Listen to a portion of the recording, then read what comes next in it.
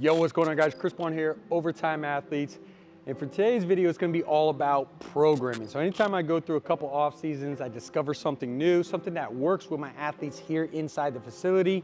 I wanna make sure that I continuously evolve and update and share those things with you. So if you know me, you know my programming, previously I was a very upper-lower split kind of guy. And it's not to say that I still don't use it, especially during the general prep phase, but over the past 2 off seasons between baseball, basketball, and football, I have completely switched over, not just the final peak phase, to a total body template. And I want to share how I'm doing that with you. Now, obviously you could do this for multiple sports, so this is a very general video, but there's some principles that I want to share. Now, the reason why I've noticed I've loved total body splits is because what I noticed with my athletes when we start getting to the real quality work, if I say, for instance, get in on a Monday or Tuesday and hammer them and we focus on purely lower body, we hit a squat, we hit a unilateral, we hit then a hinge, right, or posterior chain, might do an isolated hamstring or even maybe an isolated glute, then we do like a lower limb. By me stressing the lower body so much, I can't on the next day when I go perform speed, agility, quickness, power, be able to optimally stress them as well because they're sore, right? And so my goal was to be able to mitigate some of that stress and be able to spread the same balance in a program out between those 4 days with a total body template. And that's the real reason why I started kind of slowly shifting the end of my off seasons to total body. And it's not to say I haven't followed total body splits. If I had like a 2-day athlete that I only worked with them 2 days, maybe we're doing total body. But when I had an optimal 4 days, I was a split. And now here's how I'm doing the total body template. So what you're gonna see here is there's gonna be 4 base days. Let's consider these, don't always have to be this. Again, this is pretty fluid. I'm just trying to share with you the principles. But let's consider day 1 Monday, day 2 Tuesday, we got off on Wednesday, Thursday for day 3, and then Friday for day 4. Every single workout we kick off is gonna be with our same dynamic warm-up. Takes us about 12 minutes on the dot. This is a general one to elevate tissue temperature. After that, depending on what our speed, agility, quickness, power, right, for that particular day is, we perform a series of mobility and prep work to be able to get better quality repetitions. For instance, if I'm gonna go lateral change of direction day, right, in the frontal plane, I might do some mobility drills that are gonna focus on, right, activating either the adductors or abductors or even mobilizing them, right, and putting them on stretch through a full range of motion before we go perform them in the actual training session. So every day after our dynamic warm-up is gonna have a more specific mobility and prep work to the actual speed, agility, quickness, or power that we're gonna do for that. And speaking on that, then after we get that mobility prep, we get right into our highest neurologically demanding movements, right? And this is where we want very fast dynamic movement. These are gonna be all of our plyometrics, all of our jumps, all of our ballistic throws, all of our acceleration, top speed. It's gonna be our agility or a lateral change of direction or linear change of direction, right? And these are gonna be split between those 4 days. Now, the reason why I haven't broke that down is simply because it just depends on the athlete, right? For instance, my volleyball athletes aren't gonna be performing top speed or max velocity movements. It doesn't really make sense. It doesn't, there's no translation. They don't have that need within their sport. What's another one? Again, my swimmers, right? If I have a swimmer, they're not gonna need necessarily top speed mechanics. So it's not like I'm gonna hammer them with both acceleration and top speed. If we're doing some dry land conditioning, maybe we throw some kind of sprinting in there, but we're not gonna have a focused day on that specifically. It just doesn't make sense for the need of the actual athlete, right? Just like if I have a 100-meter sprinter, we're not gonna be doing lateral change of direction movement. It just doesn't make sense. So it just depends on the athlete and the needs analysis of that sport, position, and that individual athlete, what we're gonna do for that particular day. But it usually breaks down to 2 power days, plyometrics, if you will.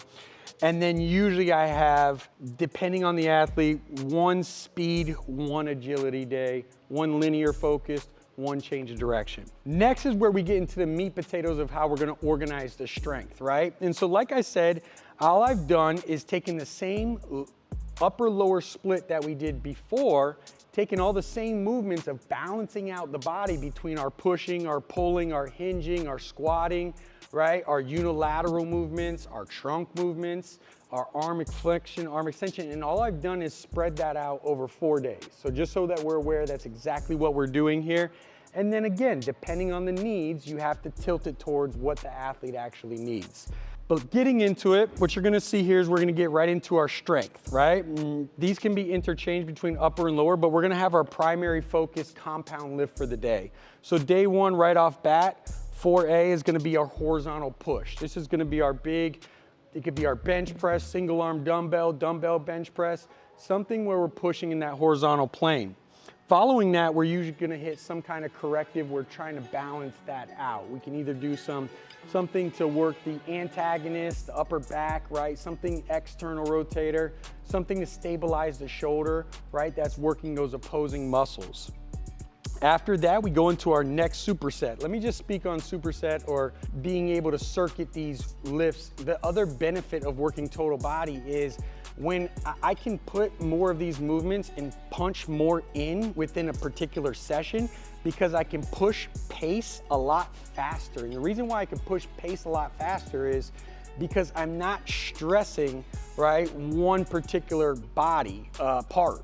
So if I go from like a shoulder, right, to say a sled and then a trunk, the demand isn't all on one area, right? And so when they're doing that, they're able to quickly transition through these movements and be able to get more total work in. And that's something that I've noticed. And in my programming, for me, work capacity is huge.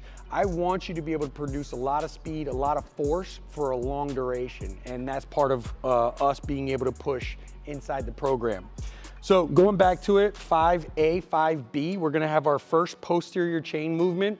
So this is gonna be some kind of supplemental hinge, RDL, good morning, single leg RDL, all the other variations that we like to do as far as working that posterior chain. Next, we're gonna do our vertical pull. So this is gonna be some kind of overhead pulling down motion where we're really focused on the lats. Next, we're gonna get into our last circuit, 6A, B, and C. And so on this particular day, we're gonna do some kind of lateral motion, something in the frontal plane, right? Usually some kind of lateral lunge, lateral sled drag, something along those lines in a resisted fashion. After that, we can balance it out depending on if the athlete wants a little bit more muscle. We can do an arm flexion, arm extension. What you'll see here is everything balances itself out. So if I hit a flexion over here, on day 3, I'm gonna hit a more primary extension on that movement. And then always, last but not least, in our last circuit, we're getting some kind of trunk involved. Now, when it comes to breaking down trunk over the 4 days, I'm thinking about the basic movements, right, of the trunk. And that's gonna be flexion, extension, rotation, and anti-lateral flexion. So I just bounce those 4 movements out over those 4 days. And then there's a progression from most stable to most integrated as we move through our program. Keep moving forward. I'm not going into day 2. I'm not gonna get into that top half again, but we'll get right into our primary lift. And for 4A, we're either gonna have a squat to keep things basic, like if I have a younger athlete or high school athlete, or like if the athlete is pretty strong and I don't wanna load too much of that, maybe we'll go something unilateral, right? And that's gonna be our primary lower body for the day. After that, we're gonna do some kind of corrective. Again, depending on with the lower body, when it comes to the corrective, usually what I typically like to do if I'm doing a squat is I like to really be able to reinforce the athlete being able to spread the floor and fire up their hips when performing some kind of squat pattern. So it's really important that we teach the athlete to be able to produce torque, right, through the femur by externally rotating as they push and absorb force. So usually that's what our corrective is around. Now going into our first circuit, our next circuit, I'm sorry, this is more of our supplemental. They're gonna perform a unilateral lower. This is gonna be your reverse lunges, your step ups, your lunges, forward lunges, rebound lunges, anything like that that we can continue to supplement a unilateral exercise. And then we're gonna hit our vertical push, and this is our supplemental vertical push. So this could be something like a landmine, it could be something like a single arm dumbbell overhead, a seated Z press, right? Anything that we're gonna hit our supplemental vertical push. From there, we're gonna hit our shoulder complex, and usually on this day, as you can see, I have 2 shoulder complexes, right? These are gonna be your more isolated movements. And for athletes in particular, I usually like to focus on the lateral and the rear, especially the rear, because I feel like we get enough of the frontal anterior while we push. So I don't really hammer like front raises. Every now and then I'll throw them in, but I like a lot of more lateral, a lot more rear delt, if you will. Then getting into that, we can add and we can program some kind of sled, lower limb, another supplemental lower body exercise. And it's just, you know, again, we can play with this depending on the needs of the athlete. And then, like I said, we always finish off with trunk. Then we take our day off, then we get back to it. So this is where you kind of start to see the balance in day 3 and day 4. Bear with me, I know it's a little bit longer video. So depending on the athlete, like I don't vertical push all of my athletes, right? So they're not always gonna do some kind of overhead vertical push. So it could be a horizontal, however, this day balances this day out, right? So it could be a horizontal, right? So one, if we're focused on a barbell, the next time that we do it, we might be focused on a dumbbell. So, right? So it's just creating some kind of variation between the two. If I go vertical, it could be something like a landmine. It could be something vertical. Again, just depends on the athlete. Nevertheless, we follow it with the corrective, right? And it's gonna be very similar to before, but it's gonna be a corrective based on that vertical push. Or if we do a horizontal, probably doing something, again, similar to that. The big thing there is just focus on that, retracting that scap, being able to stabilize the shoulders, be able to create a healthy shoulder complex. After that, again, posterior chain, posterior chain. So depending on what I do here, I might do like a bilateral stance, like a barbell RDL. Whereas over here now, I might perform something like a single leg, right? So I just want to create that variation between the two. Next going on, we have our vertical pull as we did on day 1. So over here, we balance out from this day our horizontal pull. So this is gonna be our big heavy row day where we're really focused on being able to move some weight, right, horizontally. Again, you see over here, vertical pull with our vertical push over here. So it's completely balanced out between those day 1 and day 3 with day 2 and day 4 as well. Moving forward, 6A, it's a little bit different than this. So these days can interchange. I mean, you know, with the frontal plane or like over here, I might do a very a single joint isolated movement. Like I program throughout the entire program, Nordic hamstrings. We can also do like a glute, isolated glute movement. Just something where we're really attacking a specific area of that posterior chain. Next, balancing out, as I said before, your arm flexion, arm extension, just depends on the athlete, and then finishing off with trunk. Rounded out, let's go ahead and get into our last day. Day 4 is gonna be our bend or our pull. This is your deadlift variation. So again, if we're squatting going unilateral over here, this is gonna be our big pulling off the floor day. For us, it's always typically trap bar deadlift, and I can play with this, right? Depending on who the guys are, who I'm working with, I might go upper body focus, lower, lower, because by Friday hits, I know I wanna get, you know, they're not as locked in, or they might be a little bit more fatigued. Whereas like I really need that focus on the trap bar deadlift to be earlier on in the week. Again, these can all be interchanged between them. After that, we hit our corrective. Now, when it comes to our big bilateral pull day, right, with a trap bar deadlift, there's usually that day is where I'm progressing something from a knee stability standpoint, right? So either it's an iso step down, a decel step down, a back pedal, something where we're really working that stability across the knee and strengthening, right, the tendons. After that, we're gonna go ahead and go into our first circuit, which is gonna be another unilateral lower. Again, depending on what we did over here, I'm gonna create some kind of variation over here. We have our horizontal push, right? So as I said before, we're just balancing out. So this is gonna be your supplemental. It's gonna be another some kind of horizontal push. Then getting into our last thing, we have our shoulder complex. Depending what I did over here, if I did a lateral or rear, I'm gonna do the opposing ones.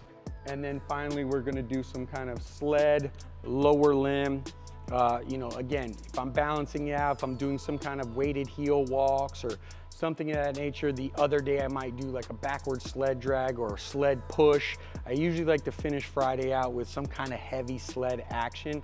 So I really like to kind of load up there.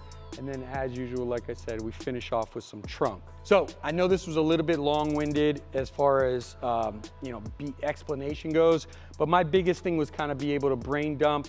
We've been getting amazing results with our athletes following closely kind of with this template.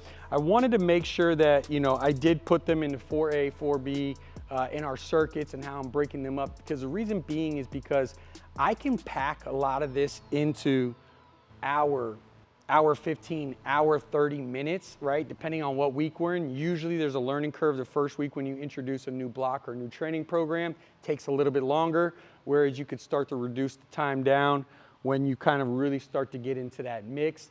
And these guys, again, they can pack more work within that time frame. And from what I've experienced and what they've all told me is they're usually typically some of the better conditioned athletes when they actually have to report. And I don't separate my conditioning, just to be fully transparent. It's literally all built within the actual training session.